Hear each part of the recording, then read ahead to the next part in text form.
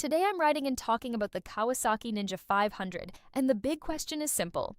Is this the right motorcycle for you? So first impressions, this bike feels like it sits right in that sweet spot between beginner-friendly and still fun enough for experienced riders who just want something light and easy.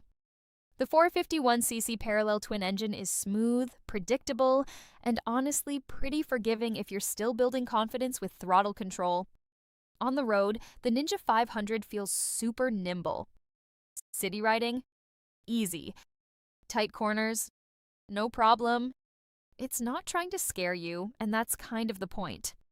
You're getting about 45 to 50 horsepower, which might not sound like a lot, but in real-world riding, it's more than enough for commuting and weekend rides.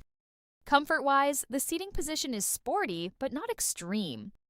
You won't feel like you're folded in half after 20 minutes, which is a big plus for daily use.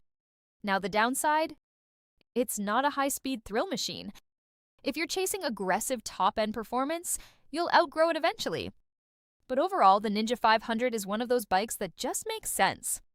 If you want something reliable, easy to ride, and still fun every day, this might be exactly what you're looking for.